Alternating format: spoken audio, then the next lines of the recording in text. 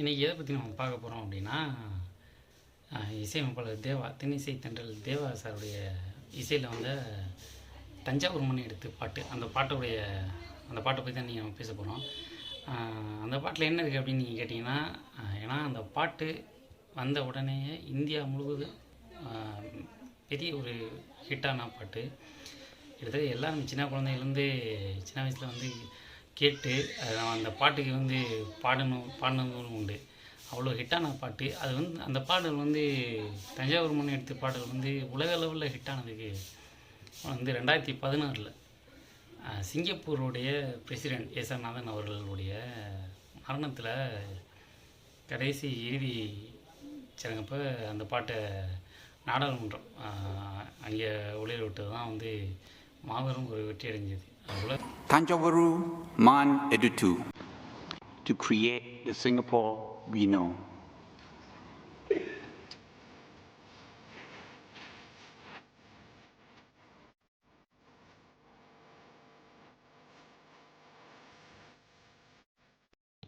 மாபெரும் ஒரு வெற்றி அடைஞ்சது. உலக அளவில் ஹாங்காங், சைனா, தாய்லாந்துன்னு உலக அளவில் அந்த பாட்டு ஹிட்டானதுக்கு. ஆக்சுவலாக அது எஸ்.ஆர். நாதன் அவர்களை அது ஏன் அவருடைய இறுதிச் சடங்கில் அந்த பாட்டு போட விட்டாங்கன்னா, அதுக்கு முதல் காரணம் எடுத்துக்கிட்டால், அந்த பாடல் தஞ்சாவூர் மண் எடுத்த அந்த பாடல் ஊர் பேர்லாம் வரும், ஒவ்வொரு ஊர் பேராக வரும். ஆக்சுவலாக எஸ்.ஆர். நாதன் அவர்கள் பூர்வீகம் தமிழ்நாடு, ஆனால் எந்த ஊருங்கிறது அவருக்கு தெரியாது. அதில் ஊர் பேர்லாம் வர்றதுனால அதில் ஏதோ ஒரு ஊர் ஏன் ஊராக இருக்கலாம் அப்படிங்கிறதுனால அந்த பாட்டு அவருக்கு ரொம்ப பிடிச்ச ஒரு பாட்டு. அவர் ஒரு கடிதம் ஒன்று எழுதுறாரு. என்னென்னா, என்னுடைய இறுதிச் சடங்கில் இந்த பாட்டை போட்டு தான் என்னை அடக்கம் பண்ணணும் அப்படின்னு. அதுபடியே சிங்கப்பூர் அரசாங்கமும் செய்கிறாங்க. ஆக்சுவலாக அந்த பாடல் அது மூலிமா தான் உலக அளவில் ஃபேமஸ் ஆகுது. அது ரஜினி சாரும் சொல்லியிருப்பார் ஒரு ஸ்டேஜில், அந்த தஞ்சாவூர் மண் எடுத்து அந்த பாட்டை சிங்கப்பூர் நாடாளுமன்றத்தில் போட்டதுக்கப்புறம் உலகம் ஃபுல்லாக ஃபேமஸ் ஆகுது. உலகத்தில் உள்ள பாதி பத்திரிகைகள்லேயும் அது வருது. ஆனால் இந்தியாவில் உள்ள பத்திரிகைகளில் மட்டும் வரல. அது ரஜினி சாரும் அதோடைய விமர்சனத்தையும் முன் வச்சிருப்பார். ஒரு தமிழன், ஒரு தமிழ்நாட்டைச் சேர்ந்த ஒரு இசையமைப்பாளர்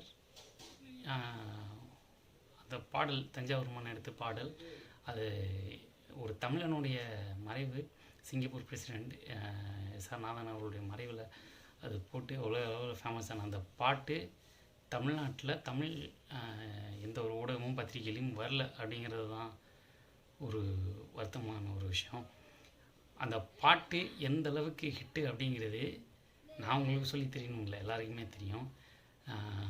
தேவா சார், அதாவது ஏஆர் ரஹ்மான், இளையராஜா அப்படிங்கிற ஒரு காலகட்டத்தில் சைட்லேருந்து மெயினில் நின்று ஒரு பெரிய ஒரு இசையமைப்பாளராக வந்திருக்காரு அப்படின்னா அது ஒரு பெரிய விஷயம். இளையராஜா சார் அடிச்சுக்கிற யாரும் இல்லை அப்படின்ற காலகட்டத்தில் நானும் இருக்கேன் அப்படின்னு உள்ளே வந்தவர் தென்னிசை தென்றல் தேவா சார். அவரை பற்றி சொல்லணும்னு நிறையா சொல்லலாம். அதே போல் அந்த பாட்டு உருவான கதை சேரன் சாரும் சொல்லியிருப்பார். பழைய பாட்டு பொய்யேத்தி வண்டியில் பொள்ளாச்சி சந்தையில் அந்த பாட்டை அதே மாதிரி டியூனில் எனக்கு வேணும் அப்படின்னு கேட்டு தஞ்சாவூர் மண் எடுத்து பாட்டு இசையமைச்சிருப்பாங்க. அது மாபெரும் ஒரு வெற்றி அடைஞ்ச பாட்டு அது.